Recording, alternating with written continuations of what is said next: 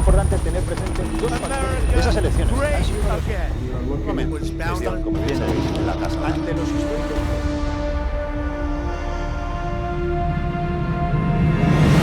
Muy buenas a todos y bienvenidos a un nuevo capítulo de Exteriores con Bauzán. En el vídeo de hoy vamos a analizar otra preocupante consecuencia de la criminal guerra de Putin en Ucrania. Se avecina una crisis alimentaria sin precedentes. Al momento de estallar la guerra, el 24 de febrero, Ucrania era considerado el granero del mundo. Y no es para menos. Se calcula que más de 500 millones de personas podrían alimentarse a partir de la producción agrícola ucraniana. El 65% de su territorio está dedicado exclusivamente a la agricultura. Su peso en el PIB alcanza cuotas del 10% y el 9% del comercio mundial de trigo se genera en Ucrania. Lamentablemente, la invasión rusa ha provocado un bloqueo en la exportación de los cereales más básicos de la alimentación humana. Y esto lo hemos notado todos en una u otra forma. Aquí en Bruselas y, cómo no, también en España, gracias a la magnífica infraestructura de distribución que tantos años nos ha costado desarrollar, no estamos sufriendo demasiado la escasez.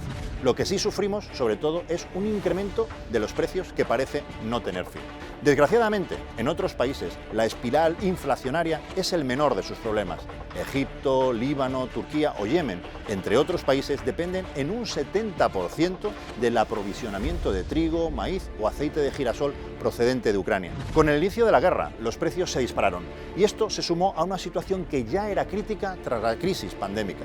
En consecuencia, la seguridad alimentaria de muchos países y regiones puede verse seriamente comprometida. En el África subsahariana, por ejemplo, la reducción del uso de pesticidas debido al encarecimiento de su precio puede provocar caídas de producción agrícola superiores al 40%, que afectarían a una población que ya de por sí sufría las devastadoras consecuencias de la falta de alimentos. Solo un dato más. Antes de la guerra, Ucrania exportaba 5 millones de toneladas de grano al mes. 5 millones al mes. Pero este año apenas se pudieron exportar 600.000 toneladas, es decir, de 5 millones a tan solo 600.000.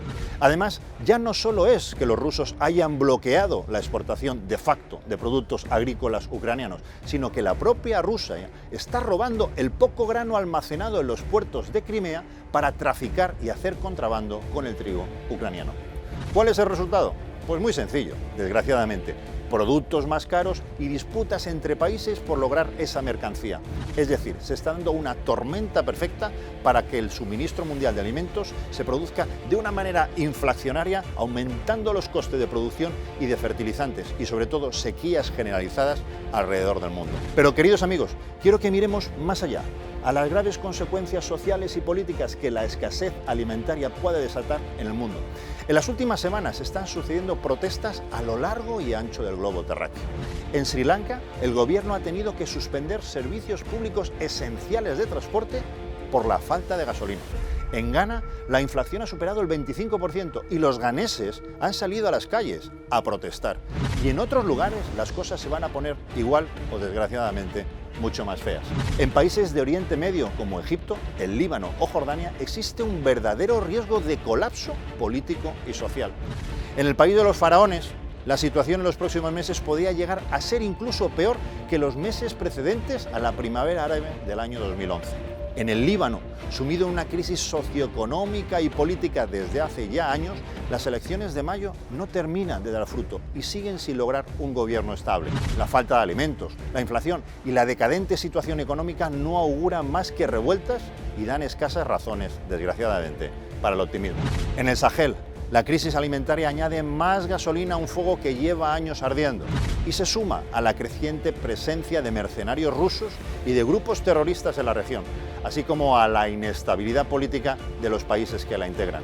Solo entre 2021 y 2022 hasta 6 golpes de Estado se han sucedido en Mali, en Chad, en Níger, en Guinea o en Sudán y Burkina Faso, sin que haya avisos de estabilidad en esos países. Queridos amigos, si los españoles sufrimos una tasa de inflación del 10%, tratad de imaginar el sufrimiento de países cuyas personas no solo padecen el aumento de precios, sino también la escasez de productos, de alimentos.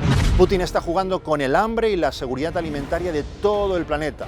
La falta de alimentos es la principal razón por la que se desestabilizan las sociedades y los próximos años son claves para el devenir del siglo XXI.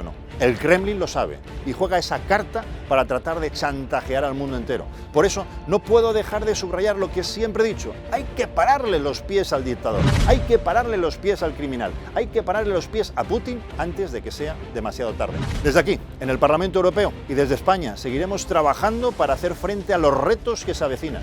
Y nada es más urgente ni más importante que defender el pan nuestro de cada día. Mientras todo esto sucede, nosotros estaremos aquí analizando los grandes cambios en los próximos Exteriores con Bauza.